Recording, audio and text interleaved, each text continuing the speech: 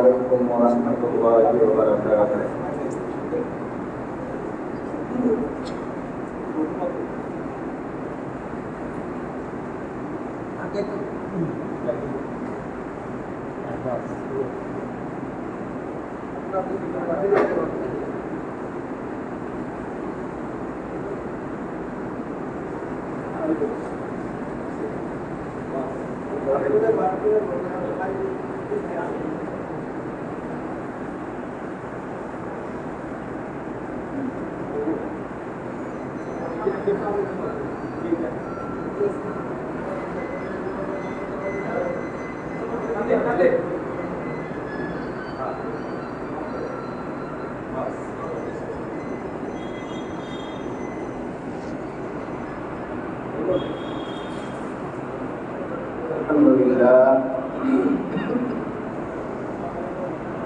الحمد لله نحمده ونستعينه ونستغفره ونؤمن به ونتوكل عليه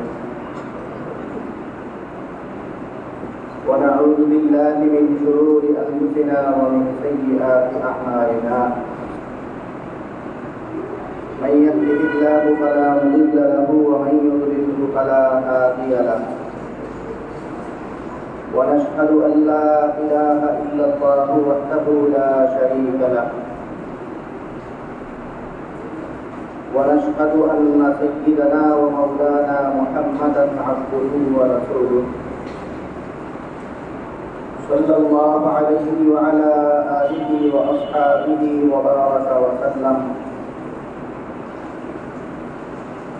أما بعد فأعوذ بالله من الشيطان الرجيم. بسم الله الرحمن الرحيم. فمن كان منكم مريضا أو على سفر فعدة من أيام أخر وعلى الذين يطيقونه منكم فدية طعام مسكين فمن تطوع خيرا فهو خير له وأن تصوموا خير لكم إن كنتم تعلمون. وقال رسول الله صلى الله عليه وسلم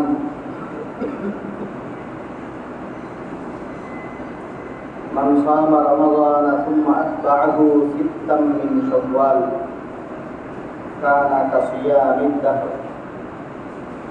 وعن عائشة رضي الله تعالى عنها أنها قالت تزوجني رسول الله صلى الله عليه وسلم في شوال وبنى لي في شوال. اللهم صل على محمد وعلى آل محمد كما صليت على إبراهيم وعلى آل إبراهيم إنك حميد مجيد. اللهم بارك على محمد وعلى آل محمد كما باركت على إبراهيم وعلى آل إبراهيم إنك حميد مجيد. سبحانك لا علم لنا إلا ما علمتنا إنك أنت العليم الحكيم.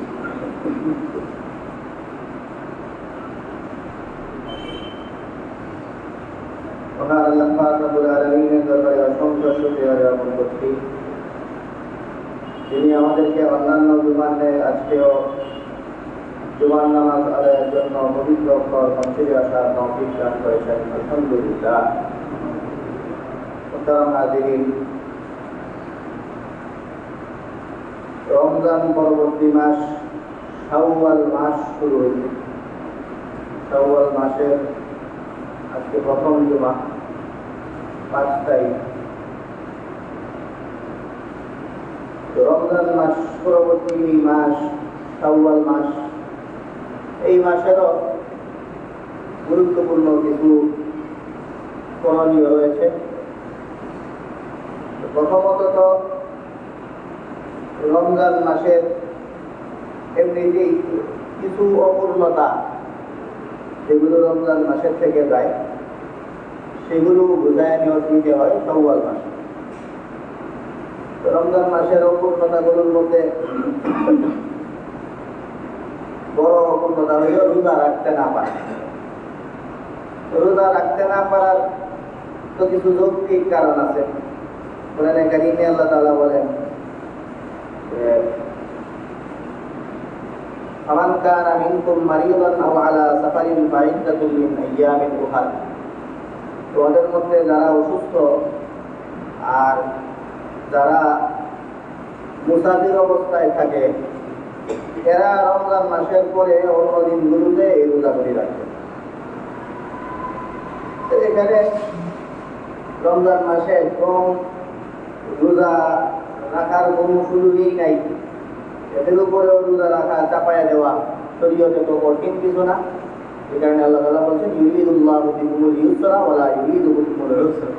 আল্লাহ তাআলা তোমাদের এই বিধানগুলি তোমাদের উপর একদম অসাধ্য কিছু চাপায়া দিতে চান না, সহজভাবেই তোমরা সেগুলি পালন করো, এটাই আল্লাহ তাআলা চান। তো এখানে দুইটা দলের কথা বলা হয়েছে, যারা অসুস্থ থাকে অথবা সফরে থাকে।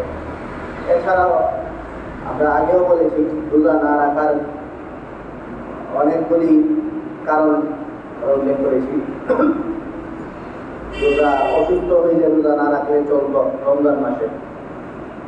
তো অসুস্থর মধ্যে একে তো নিজে অসুস্থ হওয়া, আরেক হলো মহিলাদের বিভিন্ন অসুস্থতার ধরন বলছিলাম আমরা, নিজে অসুস্থ, পেটে বাচ্চা থাকলে সেটা এই ধরনের অসুস্থতা, দুধ পান করানোর উপযুক্ত বাচ্চা থাকলে সেটা আরেকটা ছাড়, আর সন্তান প্রসবজনিত কারণে অথবা প্রাকৃতিক কারণগুলিতে তো রোজা রাখার বৈধতাই নেই।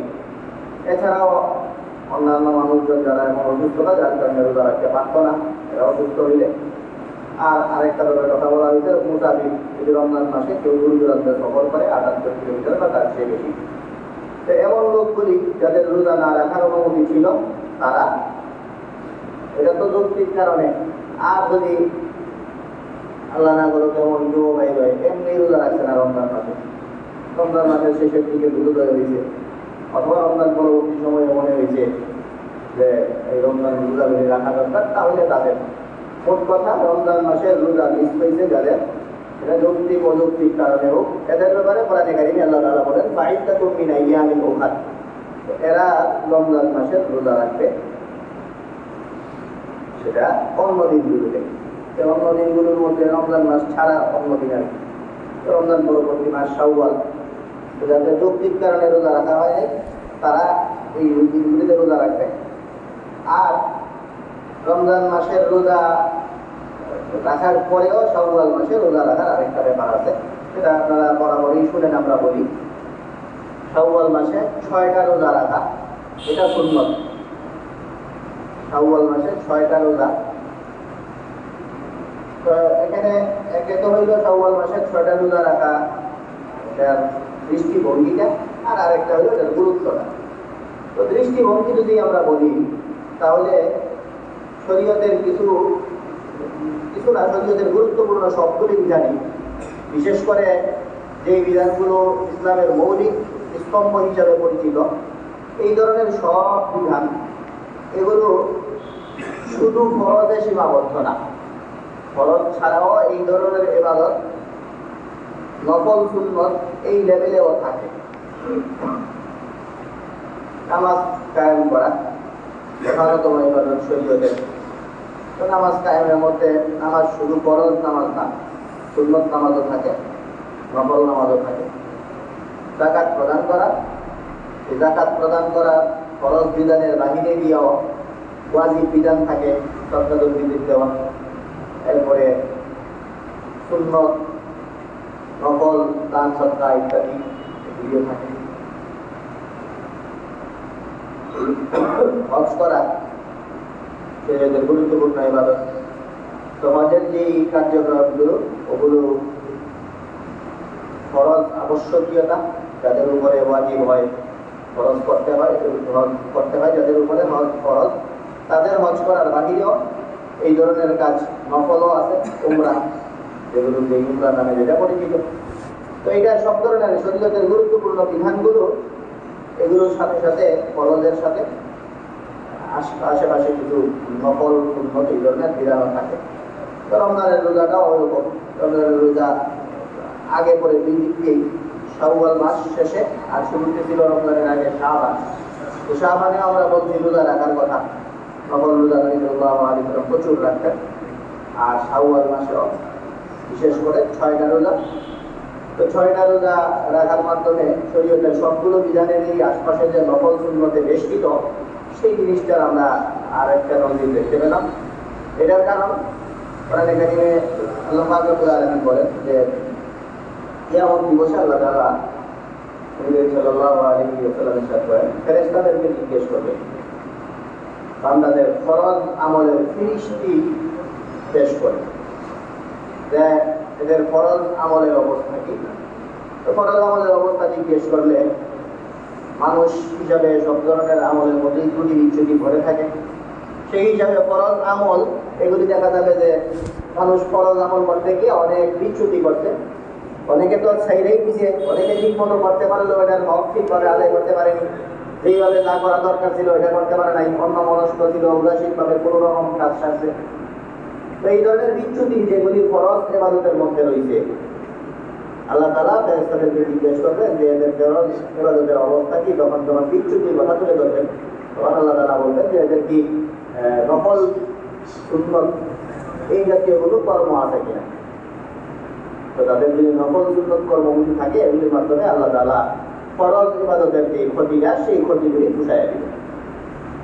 তো এই কারণে গুরুত্বপূর্ণ ইবাদতগুলো এগুলি যেন ত্রুটি থাকলেও ত্রুটি মুছে দেওয়া যায়, এই কারণে অনেকগুলো সুন্নত ইবাদতের ব্যবস্থা, নফল ইবাদতের ব্যবস্থা আশপাশে করা হয়। এছাড়াও এই সময়টায় রমজান মাসে যারা রোজা রাখছে, রমজান মাসে রোজা রাখতে পারছেন এটার শুকরিয়া, আর আপনার রমজানের রোজা যে আল্লাহর পছন্দ হয়েছে সেটার আলামত, এই দুইটা জিনিসের কাজ করে শাওয়াল মাসের 6 রোজা। শাওয়াল মাসের 6 রোজা এমনিতেই তো কোরআনে কারিমে আল্লাহ তাআলা বলেন যে যদি আল্লাহ তাআলা কারো কাজ যদি আল্লাহ তাআলার কাছে পছন্দ হয়, কারো আমল যদি আল্লাহ তাআলা কবুল করেন, এটার একটা বড় নিদর্শন হইল তাকে আল্লাহ তাআলা আরো বেশি আমল করার তৌফিক দেন। কারো কাজ আল্লাহ তাআলার পছন্দ হইলে, কারো জিনিস আল্লাহ তাআলার যদি ভালো লাগে, তাহলে এই ধরনের কাজ তাকে আল্লাহ তাআলা আরো করার সুযোগ করে দেন। এটা আল্লাহ তাআলার একটা রীতি। আর আল্লাহ তাআলা এই রমজান মাসে রোজা রাখতে দিয়েছেন, রোজা রাখার সুযোগ আল্লাহ তাআলা যাদেরকে দিয়েছেন, এদের শুকরিয়া আদায় স্বরূপ আরো রোজা রাখা। কোরআনে কারিমে আল্লাহ তাআলা বলেন ওয়ালিতুকমিলুল ইদ্দাতা ওয়ালিতুকাব্বিরুল্লাহা আলা মা হাদাকুম ওয়া লাআল্লাকুম তাশকুরুন। তোমরা যেন আল্লাহ তাআলা তোমাদেরকে যে দিনগুলি দিয়েছেন রোজা রাখা, সেগুলি পূর্ণ করতে পারো, এবং আল্লাহ তাআলার বরত্ব তোমরা বর্ণনা করতে পারো, এবং তোমরা যেন আল্লাহ তাআলার শুকরিয়া আদায় করতে পারো। সেই শুকরিয়া আদায়ের নিমিত্তেও আল্লাহ তাআলা রমজানের রোজা রাখার তৌফিক দিয়েছেন। এই কারণে শুকরিয়া হিসাবে রমজান পরবর্তী সময়ে আরো রোজাগুলি রাখা, এটাও এটা গুরুত্বপূর্ণ একটা শরীর দৃষ্টিভঙ্গি। তো এত সব কারণ মিলাইয়া রমজান মাস পরবর্তী এই 6টা রোজা, শাওয়াল মাসে এই 6 রোজা রাখার যে বিধান, সেই বিধান নবী করিম সাল্লাল্লাহু আলাইহি ওয়াসাল্লাম বর্ণনা করেছেন হাদিসের মধ্যে, এবং এটার ফজিলতের কথাও নবী করিম সাল্লাল্লাহু আলাইহি ওয়াসাল্লাম খুব বড়সড় করে ফজিলতের কথা বলেন। তো ফজিলতের যে হাদিসটা, সেই হাদিসের মধ্যে হাদিসটা নবী সাল্লাল্লাহু আলাইহি ওয়াসাল্লাম বলেন, পাশাপাশি এটার একটা অঙ্ক বুঝাইতে গিয়া কোরআনে কারিমের একটা আয়াত নবী সাল্লাল্লাহু আলাইহি ওয়াসাল্লাম তিলাওয়াত করেন। তো হাদিসের মধ্যে আছে নবী করিম সাল্লাল্লাহু আলাইহি ওয়াসাল্লাম বলেন, মান সামা রমাদানা সুম্মা আতবাহু সিত্তাম মিন শাওয়াল কানা কাসিয়ামিদ দাহরি।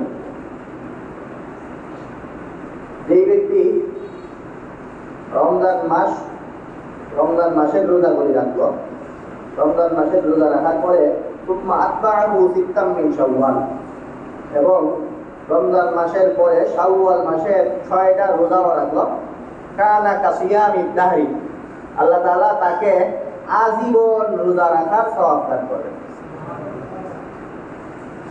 তো এখানে এরপরে নবী সাল্লাল্লাহু আলাইহি ওয়াসাল্লাম একটা আয়াত পাঠ করেন, যে আয়াতটার মধ্যে আল্লাহ তাআলা বলেন, মান জাআ বিল হাসানাতি ফালাহু আশরু আমসালিহা। যে ব্যক্তি কোনো ভালো কাজ করবে, নেক কাজ করবে, একটা নেক কাজ করলে সেটার বিনিময়ে আল্লাহ তাআলা তাকে 10 গুণ সওয়াব দান করেন। তো এই জায়গায় একটু বোঝার ব্যাপার আছে। হাদিসের মধ্যে যেই কথা বলা হয়েছে, হাদিসের মধ্যে এই বক্তব্যটার পরে হাদিসে যেই কোরআনের আয়াত তিলাওয়াত করা হয়েছে, এই কোরআনের আয়াতের সাথে অঙ্ক মিলাইলে যেই জিনিস দেখা যায়, হাদিসের অর্থটা আবার একটু অন্য জিনিস। ব্যাপারটা বুঝেন।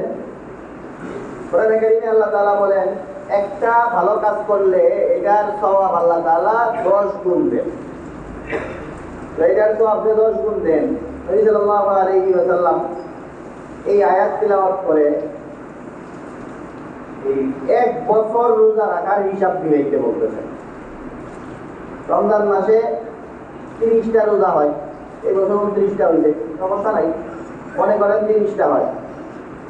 রমজান মাসে 30টা রোজা হইলে, আর রমজানের পরে যদি রোজা হয় 6টা কেউ রাখে, তাহলে 36টা। 36টা রোজা রাখলে 36 রোজায় যদি আল্লাহ তাআলা 10 গুণ সওয়াব দান করেন, তাহলে 360 রোজার সওয়াব। রমজান মাসে 30টা, রমজান পরবর্তী শাওয়ালে 10টা, মোট 36টা। 36 রে 10 দিয়ে করলে কত হয়? 360। তো 360 হয়। এই হলো এক হিসাব। আবার এই বছরের হিসাব করি, এই বছরে রমজান হইতে 29-এ, তো রমজান পরবর্তী শাওয়াল মাসে যদি 6 রোজা রাখা হয়, তাহলে 6 মিলা হইব 29 আর 6 কত? 35। আর 35 রে 10 দিয়ে কোন দিলে হয় কত? 350। একবার হইছে 360, আবার হইছে 350। আর 360 আর 350 আরবি মাসগুলো এরকম এক বছর 29-এ, একবার 30-এ, এরকম মিলা দিলা যায়। তাইলে আমরা গড় যদি হিসাব করি, এক বছর 360-এ গেল, আর এক বছরের রোজা রাখলে 360টার সওয়াব, আর এক বছরের হিসাব করলে 350টা। তো মোট হিসাব করলে অঙ্ক যদি আপনারা গড় দিয়ে ধরেন, তাহলে 355টা আসে। তো এক বছর 360টার সওয়াব, আর এক বছর 350টা, তাইলে 2 বছর মিলে বছর প্রতি 355টা রোজার সওয়াব হয়। আর আরবি মাস যদি আপনারা হিসাব করেন, আরবি মাস 355 দিনে হয়। যা দিক সেদিক হইতে পারে, এক মাসে 29 হলে আরেক মাসে 30 হয়, কিন্তু সেই সব মাস যদি 30-এ যাইতো, তাহলে 12 মাস 30-এ গেলে হয়তো 360 দিন। কিন্তু আরবি মাস তো সব 30-এ যায় না, একটা 30 আর একটা 29। কোনো সময় টানা 2টা 29 গেলে, কোনো সময় টানা 2টা যায় 30। তো গড়ে 29.5 দিনে হয় আর কি। তো 29.5 দিনে মাস হইলে 12 মাসে 29.5 করে 355 দিন হয়। তো এই হইল অঙ্কটা, যে রমজান এবার হিসাব করলে আপনারা বুঝতে পারবেন যে 350টা রোজার একটা সওয়াব পাইলাম। 35টা হইলো 29 আর 6, 35। কিন্তু যে বছর 30-এ রোজা যায়, ওই বছর 360টার হয়ে যায়। তো মিলা দিলে 350, 55তে এসে দাঁড়ায়। আর আরবি মাস এক বছরে 355 দিনেই হয়। তো 355 দিনে হয়। এই হিসাবে এক বছর রমজান মাস পুরাটা রোজা রেখা, শাওয়াল মাসের 6 রোজা রাখলে 355 রোজার সওয়াব পাওয়া যায়। তো 355 রোজার সওয়াব পাওয়া গেলে, তো রমজান মাসে রোজা রাখার পরে শাওয়াল মাসে 6 রোজা রাখলে 1 বছরের সওয়াব, রোজার সওয়াব আল্লাহ তাআলা দিবেন। এটা হওয়া উচিত ভাষ্যটা। কিন্তু হাদিসে শব্দ বলা আছে কানা কাসিয়ামি দাহরি। দাহরুন মানে হইল যুগ, আজীবন। এর দ্বারা ইঙ্গিত করতেছেন যে এটা 1 বছর এই সওয়াবটা অর্জন কইরা এটা যেন কেউ ক্ষান্ত না হয়, আজীবন যেন এই সওয়াবের জন্য মানুষজন লালায়িত থাকে। প্রতি বছরই যেন মানুষজন রমজানের রোজা পরবর্তী সময়ে সব সময় যেন শাওয়ালের 6টা রোজা রাখে, এবং এর মাধ্যমে সব সময় যদি সব বছরই প্রতি বছর যদি এই কাজ করে, তাহলে তার জীবন শেষে আজীবনের রোজার সওয়াবই তার জমবে। তো এই ব্যাপারটার জন্য শব্দটা এখানে চয়ন করা হয়েছে হাদিসের মধ্যে দাহরুন শব্দ, কানা কাসিয়ামি দাহরি। তো অঙ্গ কষলে অনেকে অর্থ করেন যে সারা বছর সওয়াবের রোজার সওয়াব দিবেন। তো কি হাদিসের শব্দের অর্থ বললে সেটাই দাঁড়ায় যে সারা জীবন রোজা রাখার সওয়াব দান করবে। সারা জীবনের হিসাবটা দাঁড়ায় হলো প্রতি বছরই এই কাজটা যেন মানুষজন করে দেয়, তাহলে সারা জীবনের সওয়াবটা দাঁড়ায়। এই হইল শাওয়াল মাসে এই 6টা রোজা, শাওয়াল মাসে 6 রোজা রাখার ফজিলত। রমজান মাসের পরে এটা রাখলে পুরা বছরের সওয়াব হয়, আর ধারাবাহিকভাবে সবসময় এটা করা উচিত।